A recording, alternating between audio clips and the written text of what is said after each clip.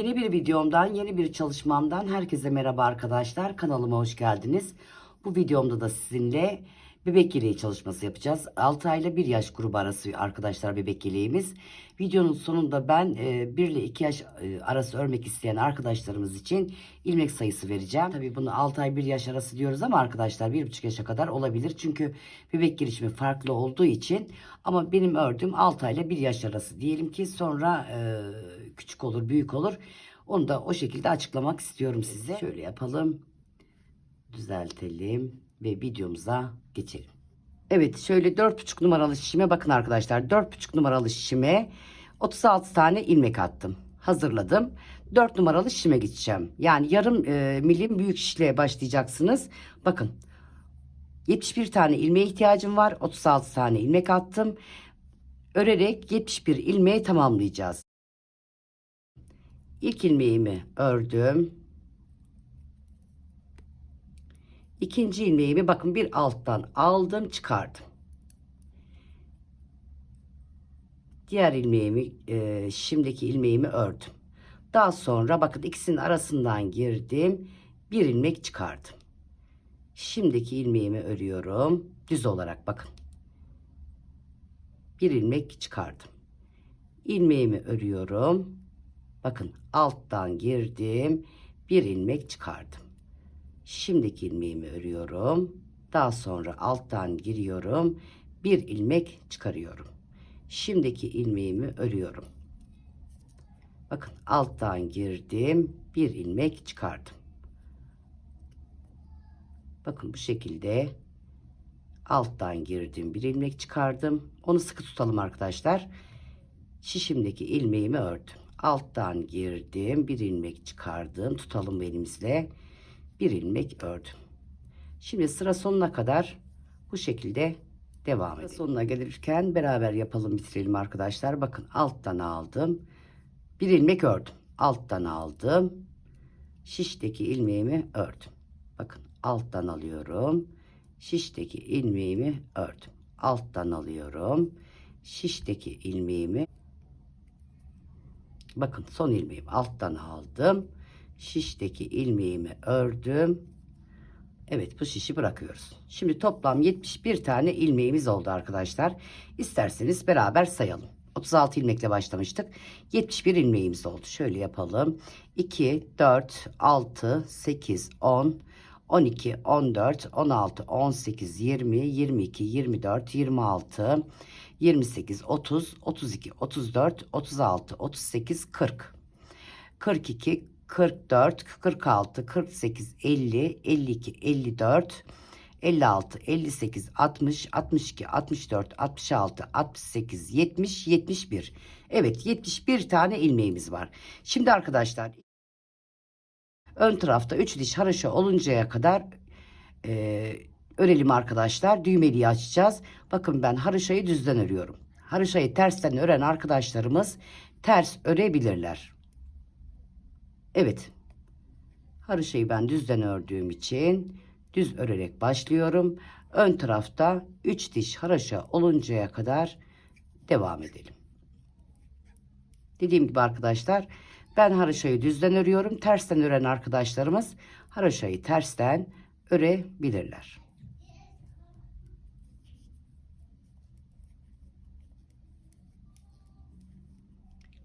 Bakın 1, 2, 3 ön taraftayız. Bakın arkadaşlar, ön taraftayız. Erkek bebeklerimiz için açacak olursanız, erkek bebeklerimiz için örecek olursanız hemen burada düğme ilinizi açacaksınız. 4 ilmeğimizi öreceksiniz, dolayacaksınız.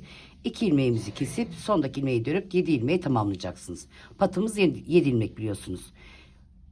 Evet, şimdi sıra sonunda açacağım ben, kız çocuğuna ördüğüm için. Sıra sonunda 7 ilmek kalıncaya kadar düz örüyorum. Bakın 1, 2, 3 diş haroşayı oluşturduk. 3 diş haroşadan sonra ilk düğme iliğimizi açalım.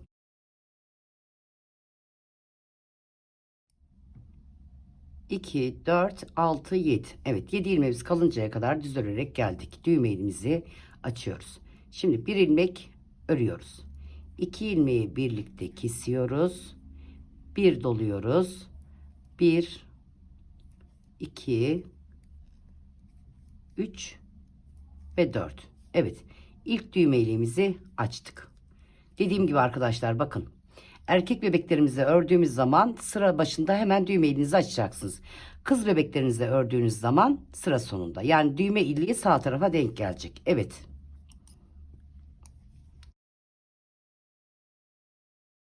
Evet, şimdi ön yüzde 5 diş haroşa oluncaya kadar örelim.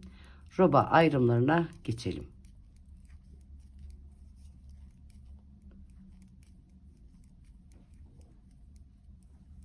Evet arkadaşlar, 5 diş oluncaya kadar ördüm. 1, 2, 3, 4, 5. Ön tarafta 5 diş haroşamız oluştu. Roba ayrımlarını yaptım.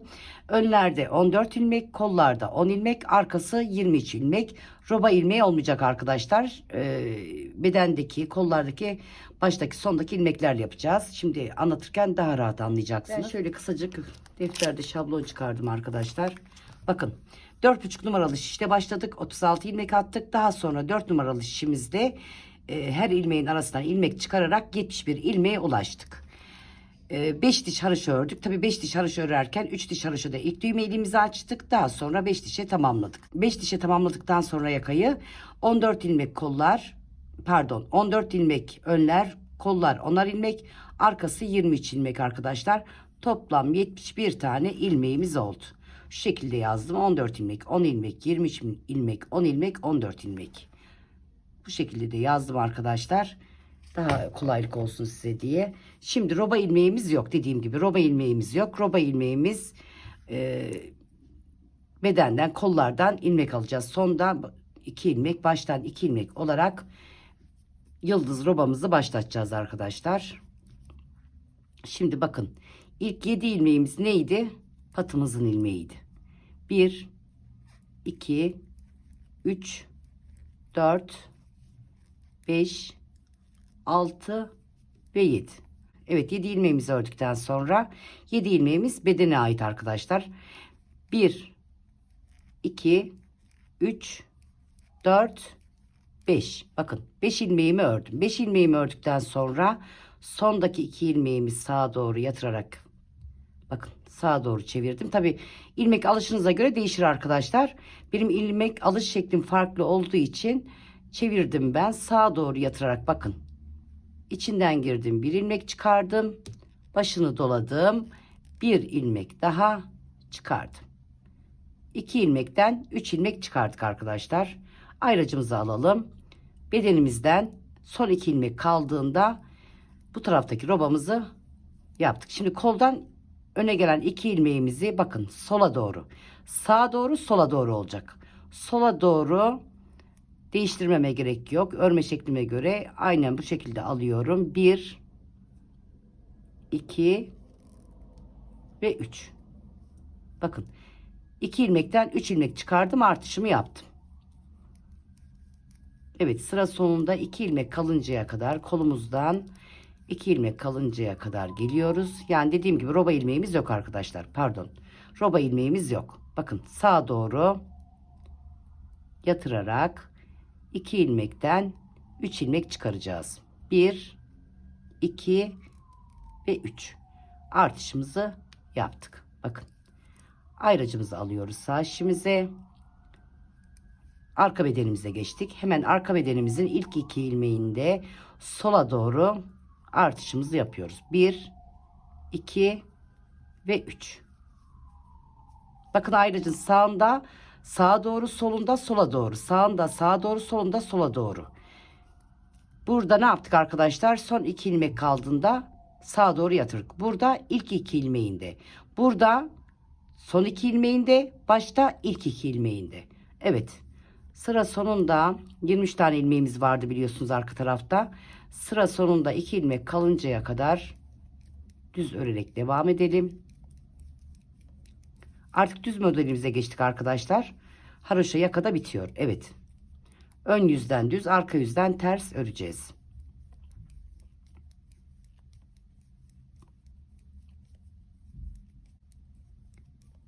Evet, geldik son 2 ilmeğimize.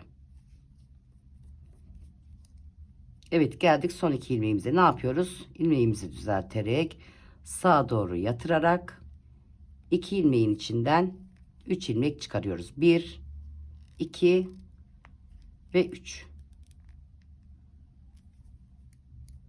Ayracımızı sağ işimize aldık. Hemen ilk iki ilmeğimizle sola doğru 1, 2 ve 3.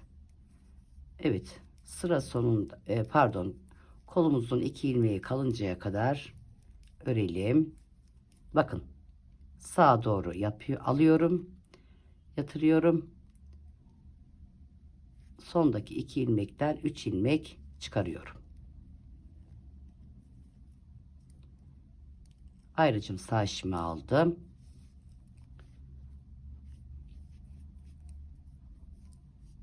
Sola doğru 1, 2 ve 3. Son artışımızdan sonra kısa satır yapacağız arkadaşlar. 2, 4, 6, 7 bu patımız. 2, 4, 5, 5 ilmeğimiz var. 3 defa dönüşler yapacağım. 5 ilmeğimizle dönüşlere başlayacağız arkadaşlar. Kısa satıra başlayacağız. Aynı zamanda roba artışlarımızı yaparak geldik. Şimdi bakın 7 tane ilmeğim vardı. İlk 2 ilmeğimle ne yaptım? Robamı arttırdım arkadaşlar. Burada 5 ilmeğim kaldı. 5 ilmeğimle bir defa bir örerek döneceğim. 2 örerek döneceğim. 2 örerek döneceğim. Toplam 3 defa dönüşler yapacağım. Kısa satır yapacağım. Bir ilmek ördüm. Evet, bir ilmeğimi ördüm. Hemen dönüş yapıyorum. Bakın ipim önde. İlmeğimi bu şekilde aldım. İlk kısa satırımı yaptım. Bakın arka tarafa doğru çektim ipimi. Bir ilmekten 2 ilmek oluşturdum. Sıkı çekin arkadaşlar. Şimdi ters olarak öreceğiz arkadaşlar. Artık haroşayı bitirdik. Ters olarak arka tarafta ters olarak örüyoruz. Ayracımızı alalım.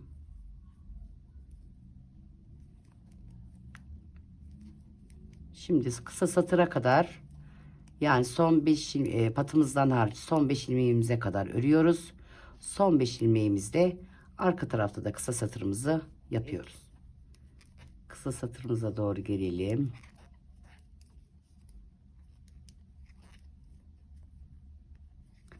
Dediğim gibi arkadaşlar, benim elim çok sıkı olduğu için bakın örerken de ses geliyordur. Siz o yüzden eli bol olan arkadaşlarımız 3,5 numaralı şişle örsün derim. Evet, bakın ayracımı aldım. Bu taraftaki robamı da arttırdım. Robamı örüyorum. Şimdi ne yapacağız? 5 ilmeğimiz kalacak. Bakın 2, 4, 6, 7 patımız bu. 2, 4, 5. 5 ilmeğimiz var. 1, 2, 2 dönüşler yapacağız. Bakın tersimi ördüm. Dönüyorum. Döndükten sonra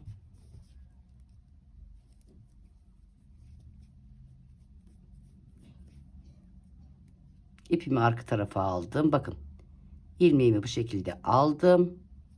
Kısa satırımı yaptım öne doğru. Bakın ipimi tekrar arka tarafa alıyorum. Tekrar bakın burada ne yapıyoruz arkadaşlar? Robamızın artışını yapıyoruz. Ne yapıyoruz? Sağa doğru çevirerek tekrar artışımızı yapıyoruz. 1, bakın bir ilmek çıkardım. 2 ve 3. Roba artışımı aynı zamanda yaptım. Burada ilk 2 ilmeğimizi de hemen yapıyoruz. Bakın 1 sola doğru, 2, 3 sola doğru yatırarak roba artışımı da yaptım. Diğer son 2 ilmeğim kalıncaya kadar düz örerek gidiyorum. Bakın son 2 ilmeğimi sağa doğru yatırdım.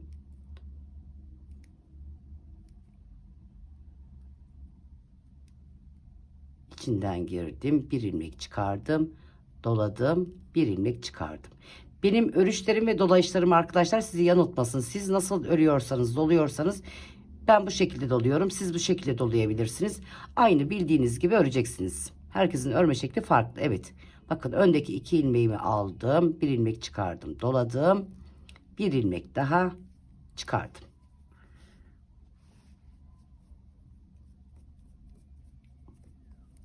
Şimdi sıra sonunda son 2. Evet, şimdi son 2 ilmeğim kalıncaya kadar düz örerek gidiyorum.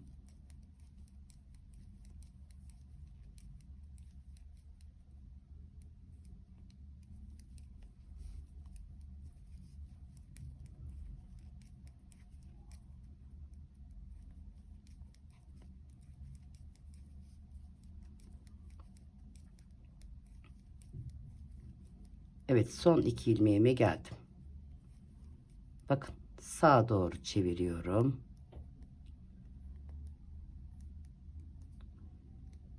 İçinden girdim. Bir ilmek çıkardım, doladım.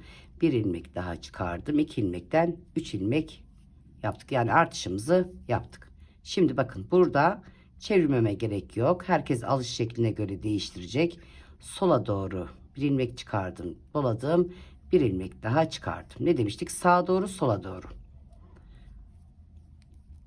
Evet, son 2 ilmeğim kalıncaya kadar, yani buradaki son 2 ilmeğimiz ayracımıza kadar, 2 ilmeğimiz kalıncaya kadar düz örüyoruz. Bakın geldik, çevirdik, içinden girdim, bir ilmek çıkardım, doladım, bir ilmek daha çıkardım, 2 ilmekten 3 ilmeğimi oluşturdum, ayracımı aldım. Artık ayrıca gerek yok arkadaşlar, arka tarafta ayraçları çıkaracağım, yerleri belli zaten. Evet, İlk 2 ilmeğimi sola doğru yatırdım. Bir ilmek çıkardım, doladım. Bir ilmek daha çıkardım. Şimdi bir ilmeğimizi ördük. Bakın bu ilmeğimize geldiğimizde arkadaşlar bunu nasıl örüyoruz? Yan taraftan giriyoruz. İçinden bakın şu şekilde içinden çıkardım ilmeğimi ve düzelttim. Evet. Şimdi bu ilmeğimizi ördük. Ne yapıyoruz? 1 2. 2 ilmeğimizi düz ördük, döndük. Bakın bu şekilde aldım, çevirdim. 2 ilmek oluşturdum. Şimdi 2, 4, 6, 7. Son 2 ilmeğimiz kalıyor. Yani son kısa satırımızı yaptığımızda bitecek. Evet. Ne yapıyoruz? Ters olarak örüyoruz. Arka tarafta hiçbir işlem yapmıyoruz. Şimdi arka tarafta kısa satırımıza kadar gelelim arkadaşlar. Ayracımı burada alıyorum artık. Ayracıma gerek yok. Belli ediyor yerini. Evet, ayraçlarımı çıkartarak kısa satırıma doğru geliyorum.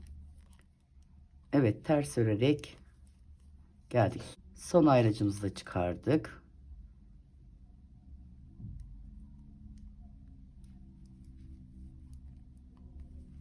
Evet, kısa satırımıza doğru geldik. Bakın çift ilmekten zaten belli ediyor kısa satır arkadaşlar. Geldik.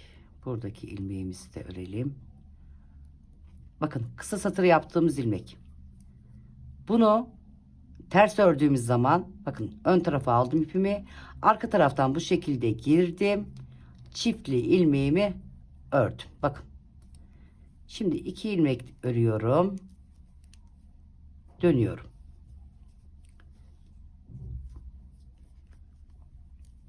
2 tane ilmeğimiz kaldı kısa satırımıza. Şimdi ne yapıyoruz? İlmeğimizi bu şekilde aldık. Bakın arkadaşlar. Çevirdim. Bir ilmekten 2 ilmek oluştu. Ne yapıyoruz? Robamıza doğru geliyoruz. Bakın robamıza geldiğimizde zaten belli ediyor arkadaşlar. Bakın buradaki delikten belli oluyor arkadaşlar. Hemen 2 ilmeğimi bakın çevirdim. Sağa doğru yatırarak bir daha beraber yapalım. Bir ilmek çıkardım. Doladım. Bir ilmek daha çıkardım. Hemen önünde gelen 2 ilmeğimi bakın önüme gelen 2 ilmeğimle soldaki roba artışımı yapıyorum. Bir ilmek çıkardım. Doladım. Bir ilmek daha çıkardım. Bakın yıldızımız kendisini belli etmeye başladı. Evet. Robamıza doğru gelelim. Son 2 ilmekte roba artışımızı yapalım. Eğer karıştırırız derseniz arkadaşlar belirli bir sıra ayraçlarınızı çıkartmayın veya da roba boyunca çıkarmayın. Bakın aradaki delikten belli zaten.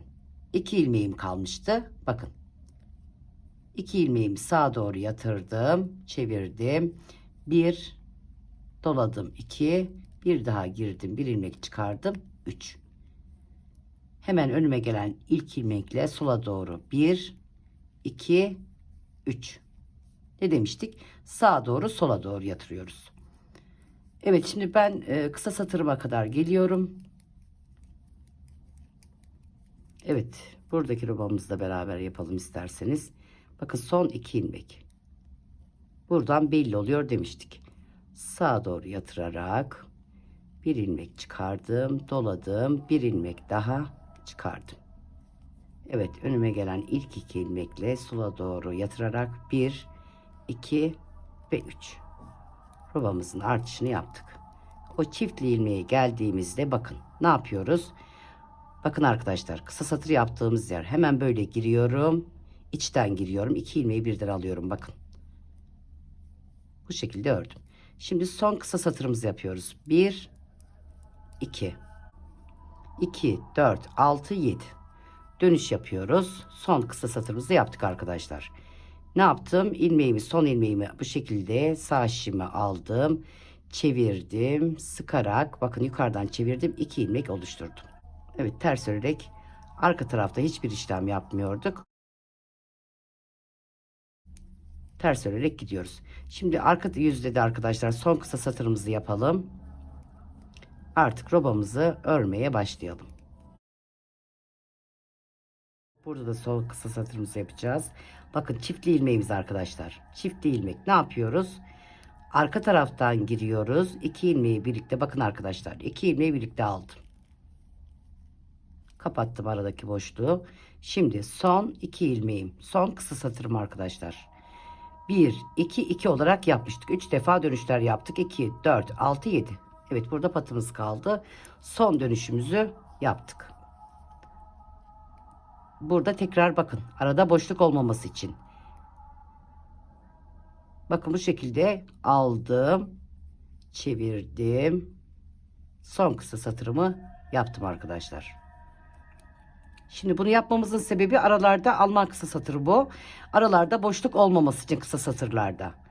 Evet, kısa satırımızı tamamen bitirdik. Sıra sonuna kadar roba artışlarını yaparak geliyoruz. Beraber yapalım roba artışımızı yine. Bakın son 2 ilmek aldım. Çevirdim. Artışımı yapıyorum. İçinden bir ilmek çıkardım. Doladım. Bir ilmek daha çıkardım. Artışımı yaptım. Evet, ilk 2 ilmekle sola doğru 1, 2 ve 3. Evet, robamızı bu şekilde büyüterek gidiyoruz. Şimdi tekrar beraber yapalım isterseniz. Artık roba boyunca öreceğim arkadaşlar. Kaç santim ördüğümü sizinle paylaşacağım. Evet, bakın son 2 ilmeğimize geldik. Bakın aradaki boşluklardan, deliklerden belli. Hemen sağa doğru yatırdım.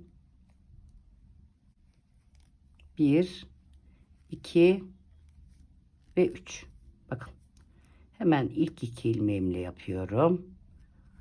1, 2 ve 3. Bakın burada sıra sonunda yapıyoruz. Son 2 ilmeğimizle sağa doğru, bu tarafta da sola doğru yaptığımızda ilk 2 ilmeğimizle roba artışımızı yapıyoruz. Şimdi sıra sonuna doğru gelelim arkadaşlar.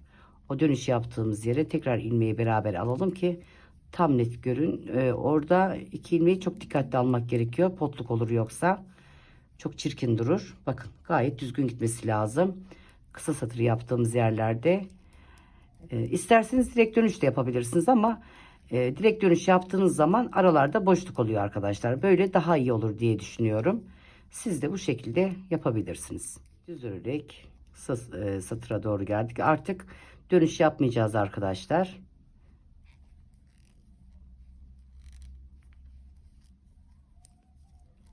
Evet, sola doğru artışımızı da yapalım. Roba artışımızı. Evet. Şimdi o kısa satır geldiğimiz yere tekrar ilmeğimizi nasıl alacağız onu göstereceğim. Bakın düzde nasıl alıyoruz? Bakın arkadaşlar bu şekilde girdim. Düz ördüm. Bakın.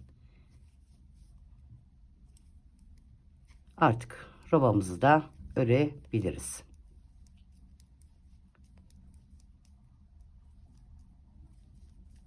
Evet. Arka tarafta hiçbir işlem yapmadan o kısa satır yaptığımız dönüş yerine gelelim. Orada tekrar nasıl alacağımıza bakalım. Evet. Patlarımız haroşa 2, 4, 6 ve 7. Patımız haroşa. Diğer yer arka tarafta ters, ön tarafta düz. Sadece patlarımız haroşa. O çiftli ilmeği göstermek istiyorum arkadaşlar, tekrar göstereyim ki çok çirkin durur yanlış alırsanız. Bakın çiftli ilmeğim. Ne yapıyorum bunu? Bakın arka taraftan girdim bu şekilde. Ters ördüm.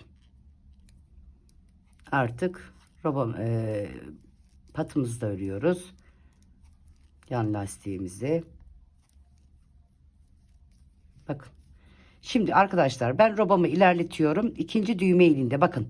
İlk düğme iliğimizi açtık. İkinci düğme iliğine kadar öreceğim. İkinci düğme ilinde hemen dönüyorum. Evet bakın arkadaşlar. 13 defa arttırdım. 14. arttırmada artık bu kısım 5 diş haroşa oluncaya kadar örülecek. Haroşa örülürken arkadaşlar ön yüzden ve arka yüzden ben düz örüyorum. 5 diş haroşa oluşturduğumuzda arkadaki bu arttırmalarımızı arkadaşlar sadece bu arttırmalarımızı ters öreceğiz. Şimdi ben 14. arttırmayı yapacağım. Bakın düzeltiyorum. 14. arttırmadan sonra 5 diş haroşaya devam edeceğiz. Arttırarak devam edeceğiz arkadaşlar. Bakın arttırmamı yaptım. Hemen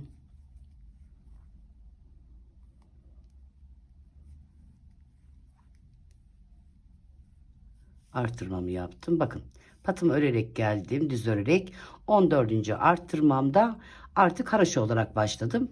Ön taraftan düz, arka taraftan düz olarak devam edeceğiz.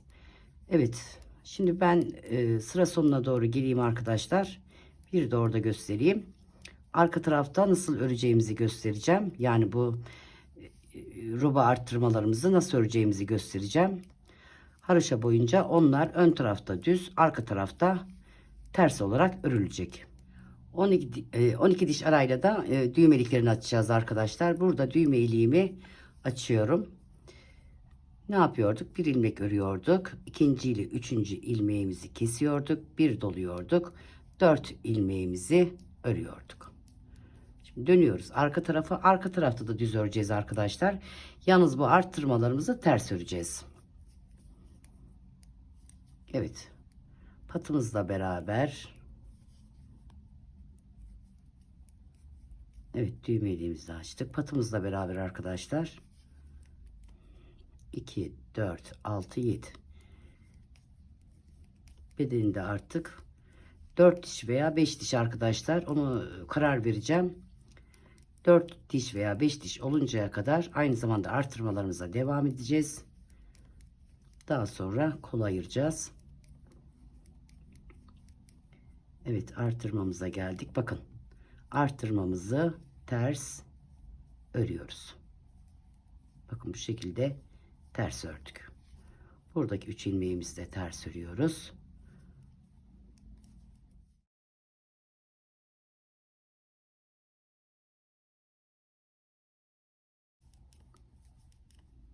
Bakın. 1, 2 ve 3. 1, 2 ve 3. Evet. Şimdi ben haroşa dişlerimi tamamlayacağım. Bakın arkadaşlar, ön yüzden ve arka yüzden bakın ilk haroşa dişim oluştu. Ön yüzden ve arka yüzden düz örerken arka tarafı karıştırmıyoruz. Bakın arka tarafta bu 6 ilmeğimizi artırmayı, roba ilmeklerimizi ters örüyoruz. Şimdi ben haroşayı tamamlayacağım arkadaşlar. Tamamladıktan sonra hemen dönüyorum. Evet bakın arkadaşlar, 1 2 3 4 diş haroşa yeterli. 5 diş haroşa çok fazla olacak. O yüzden 4 diş haroşa da bıraktım ben. Tabi siz 5 diş haroşa da yapabilirsiniz. Beden büyüdükçe değişebilir arkadaşlar. Bakın bu şekilde en son arttırmamız, şimdi 18. arttırmamız 17 defa arttırdım. 18. de arkadaşlar bakın kolu kapatacağım. Bedenlerde 18. arttırmayı yapacağım. Şimdi ben ilmek sayılarını da vereceğim size. Bitirdikten sonra bu kol kısmını falan bitirince bunu paylaşacağım arkadaşlar. Alt kısmını istediğiniz modeli örebilirsiniz veya 2 renk 3 renk de yapabilirsiniz alt kısmını. Beden kısmına kadar size anlatmaya çalıştım. Şimdi bakın ne demiştik, 17 defa arttırdım. Şimdi 18. arttırmadayım. 18. arttırmada kolu kapatacağım artık. Şimdi şöyle yapalım. Kola doğru gelelim. Patımızı örelim. Unutmayalım arkadaşlar, 11 veya 12 diş arayla 2, 4, 6, 7, 12 diş arayla veya 11 veya 13, onu siz ayarlayacaksınız. Düğme iliklerimizi de unutmayalım. İkinci düğme iliğimizi de beraber açtık. Artık bu sıradan sonra arkadaşlar bedeni örerken istediğiniz modeli koyabilirsiniz. 4 diş haroşadan sonra kolu kapatacağım ben şimdi. Yani bedende 18. arttırmayı yapacağım. Geldik. Bunu da örüyoruz. Bakın son 2 ilmeğime geldim. Düzeltiyorum. Bu şekilde bakın sağa doğru artışımı yaptım. Kolda yapmıyorum artık. Önlerde ve arkada yapacağız bu artışı. Bakın 4 diş haroşadan sonra 18. artış yaptım. Kolda yapmıyorum. Evet, şimdi bakın. İsterseniz şöyle ben sayıları da vereyim size. Daha sonra arada ilmek oynayacak. Onları da söyleyeceğim. Bakın. Bedenlerde 18 arttırma. Şöyle yapalım, 18. Kollarda 17 defa arttırma. Kollarda şimdi 44 tane ilmeğim var arkadaşlar. Önlerde 32 ilmek olacak arttırmayı devam ederken. Arkada da 59. 18. arttırmada şöyle yapalım. 18. arttırmada da arkada 59 tane ilmeğimiz olacak. 59, 44, önler 32, 32. Yani önler arka 18 defa, kollar 17 defa arttırma oldu. Bu kol da benim için yeterli. Şimdi kolu kapatacağız beraber. Şöyle başlatalım. Bakın. Daha ince tığınız varsa daha iyi olur arkadaşlar. Bende 3 numara tığ var. Belki bununla zorlanacağım. 2,5 numara tığ olursa daha iyi olur. Bakın. Son arttırdığım robamdaki ilmeğim. Bu şekilde içinden girdim. Bakın arkadaşlar, son ilmeğim. En son ilmeğim içinden girdim. Bir ilmek çıkardım. Daha sonra 2 ilmeğimi birlikte ördüm. Kestim. Arkadaki ilmeğin içinden kaydırdım. Bakın. 1, 2. 2 ilmeğimi ördüm.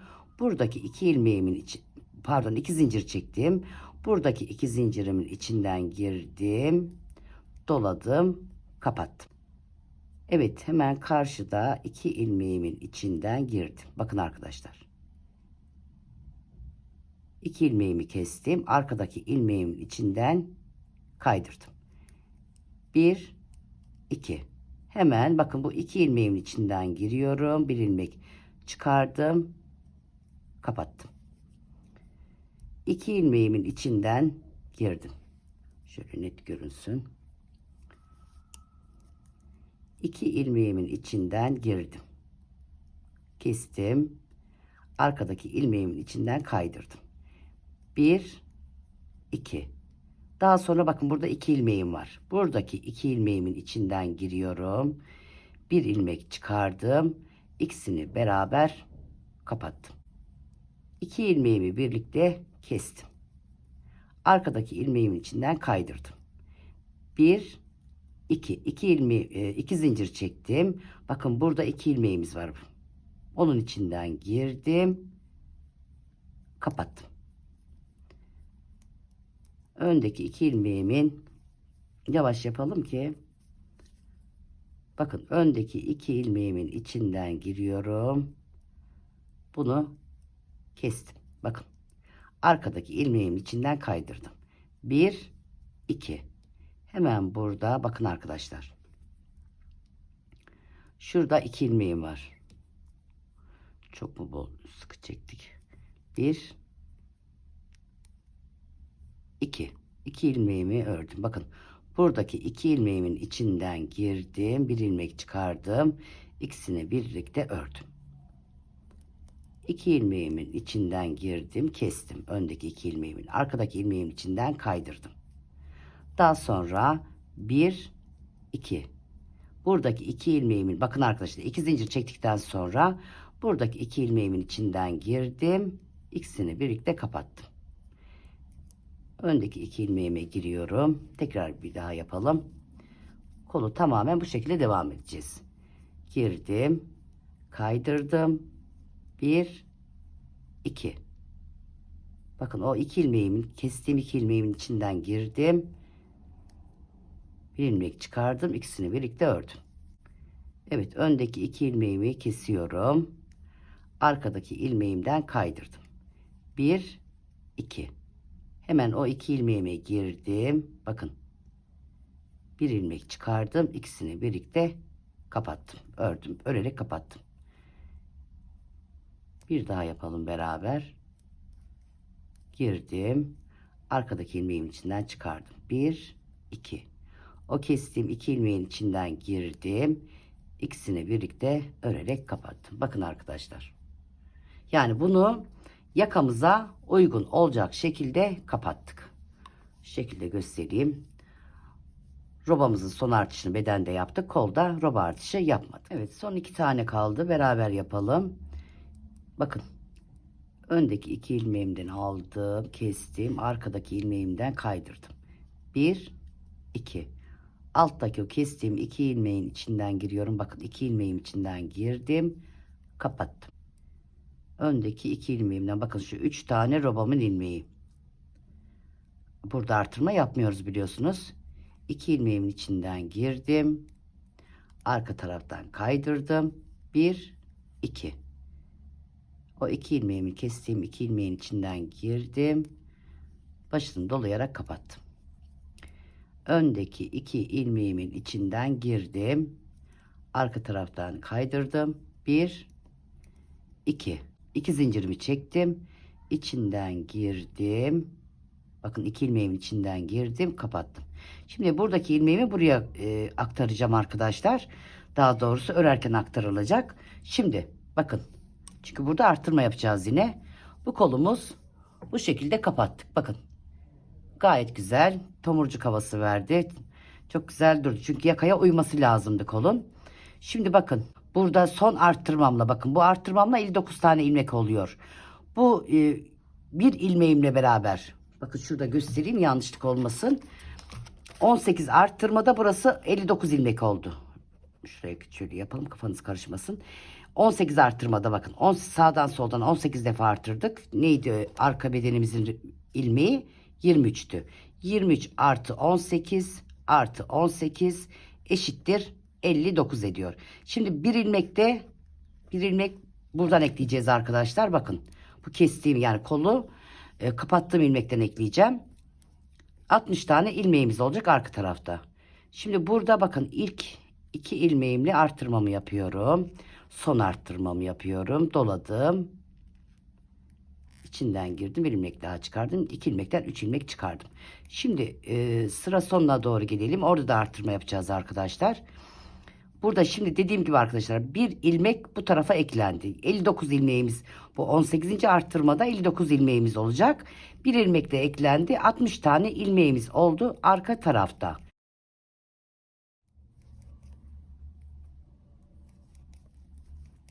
Evet, son 2 ilmekte roba artırmamızı yapıyoruz. Sağa doğru yatıralım. 1 2 ve 3. Bakın. Son arttırmamı arka tarafta yaptım. Şimdi bakın arkadaşlar. Tekrar isterseniz beraber başlatalım. Bu son ilmekten giriyorum. Biraz bolaltalım bunu. Zor giriyorum çünkü bakın. Son ilmekten girdim. Roba artışımı son ilmekten girdim. Bir ilmek çıkardım. Öndeki 2 ilmeğimi kola geçtim arkadaşlar. Kolu kesmeye başlıyoruz. Kapatmaya başlıyoruz. Aynı o modelle. 2 ilmeğimi kestim. Arka taraftan kaydırarak çıkardım. Arkadaki ilmeğimden çektim. 1 2. O kapattığım 2 ilmeğimden girdim. İkisini birlikte ördüm. Kapattım. Evet bakın 2 ilmeğimden girdim. Arka taraftaki ilmeğimden kaydırdım. 1 2. 2 zincir çektim. Bakın kapattığım 2 ilmeğim. Bakın arkadaşlar kapattığım 2 ilmeğimden girdim. İkisini birlikte örerek kapattım. 2 ilmeğimi kestim.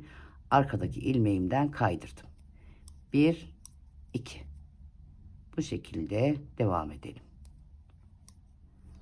Evet, buradaki tomurcuk modelimizi de bitirdik arkadaşlar. Şöyle göstereyim, bakın çitlenmek modeli deniyor. Tomurcuk modeli deniyor.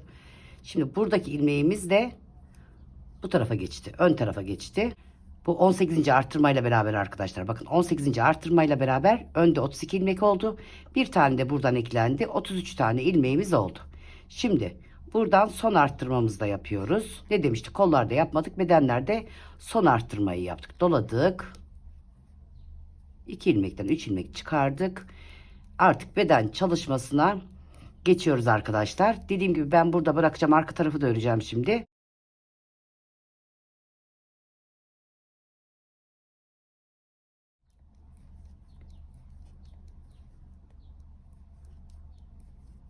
Evet. 7 ilmek patımızı haroşa örelim. 4, 5, 6, 7. 2, 4, 6, 7. Evet.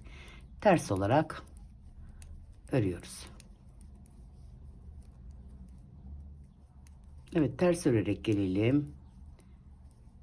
Evet, ters örerek kola doğru gelelim. 2 veya 3 ilmek artıralım. 2 ilmek yeterli arkadaşlar. 3 ilmek artırmak isteyen arkadaşlarımız da 3 ilmek arttırabilirler. Şimdi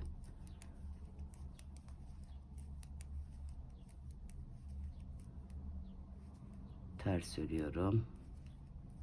Haroşayı bitirdik artık arkadaşlar. Bakın. Evet. Bakın. Doladım. Bir ilmek çıkardım. Sıktım. Doladım. Bir ilmek daha çıkardım.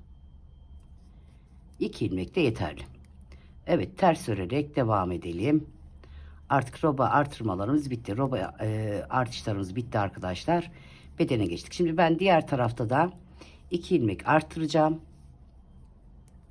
Ön tarafa geldiğimizde son haliyle göstereceğim arkadaşlar. Bakın. Burada da kola geldiğinizde 2 ilmek artırın veya 3 ilmek artırın. En son haliyle videomuzu noktalıyoruz. Evet, sıramızı tamamladık arkadaşlar. Kolumuzu ayırdık. Bedenimizi oluşturduk. Yaparken burada bir tane ilmek eklendi. Buradan gelirken de burada bu kolu yaparken bir tane ilmek eklendi. Burada biliyorsunuz 32 idi. 32 olarak kaldı. Burada ben bir tane ters taraftan örerken gizli artırma yaptım. Onu göstermeyi unuttum. Yani önler 33, arkası 60 ilmek arkadaşlar. Bakın kollarda da ikişer ilmek, pardon, kolda ikişer ilmek attım ben. 130 tane ilmeğimiz oldu. Bakın şöyle arka diyelim. Bakın arka, şu da önler. Tekrarlıyorum. Arkada bir ilmek ekledik. 18. arttırmadan sonra 59. ilmeğimize bir ilmek ekledik. 60 oldu. Önlerde 33 ilmeğimiz oldu. 32 ilmeğimiz vardı 18. arttırmada. Birer ilmek eklendi. Ben diğer tarafta da gizli arttırma yaptım. 33 66 oldu. Koltuk altlarında da siz üçer de arttırabilirsiniz arkadaşlar. Ben ikişer arttırdım. Toplam 130 tane ilmeğim oldu. Onu 3 arttırdım diye hatırladım. İkişer arttırdım ben arkadaşlar. Siz 3 arttırma da yapabilirsiniz. Toplam ne oldu? 130 tane ilmeğimiz oldu bedenimizde. Şimdi arkadaşlar bedeni tamamladık. Bakın bu şekilde ördük. Bedeni tamamladık. Şöyle yapalım, düzeltelim. Evet, bu şekilde roba ve kol kısımlarını bitirdik arkadaşlar. Roba çalışmamızı ve kol çalışmamızı yaptık. Ve bu videomuzu noktaladık. Bakın şimdi arkadaşlar bunu 1 yaşla 6 ayla 1 yaş arası ördüm ben. 1 yaşla 2 yaş örmek isteyen arkadaşlarımız bakın. Yakada 10 ilmek ekleyerek bedende ben roba artırmasını 18 defa yaptım. Siz bedende 20-21 defa yapabilirsiniz. İlmek de ekleyerek yaka kısmında 71 ilmek yaptım ben. 10 ilmek ekleyerek 81 ilmek yaparak örebilirsiniz. Kız çocuklarımız için bakın arkadaşlar, düğme iliğini ben sağ tarafta açtım. Erkek çocuklarımız için de sol tarafta düğme iliğini açarak bu yeleğimizi tamamlayabilirsiniz. Evet, çok güzel bir çalışma oldu. Umarım siz de beğenirsiniz. Beğenerek örersiniz. Artık beden çalışmasında arkadaşlar ne yapacaksınız? Kolları bitirdik. Beden çalışmasında isterseniz aynı renkle devam edersiniz. Şu şekilde göstereyim. Şöyle yapalım. Bedende artık beden çalışmasına geçtik tamamen. Bedende isterseniz dümdüz örebilirsiniz. İsterseniz model koyabilirsiniz. İsterseniz rengarenk örebilirsiniz. Beden çalışmasında bu şekilde yapabilirsiniz. Evet, bakın kol çalışmamız da çok güzel oldu. Yaka çalışmamız, kol çalışmamız, rova çalışmamız hepsi bitti. Sadece beden kaldı. Bedeni de dediğim gibi arkadaşlar şöyle yapalım. Bedeni de dediğim gibi istediğiniz gibi bedeni örebilirsiniz. Evet. Ne diyelim arkadaşlar? Yeni bir videoda, yeni bir çalışmada görüşmek üzere. Takipte kalın, sevgiyle kalın. Desteklerinizi unutmayın lütfen. Hoşça kalın.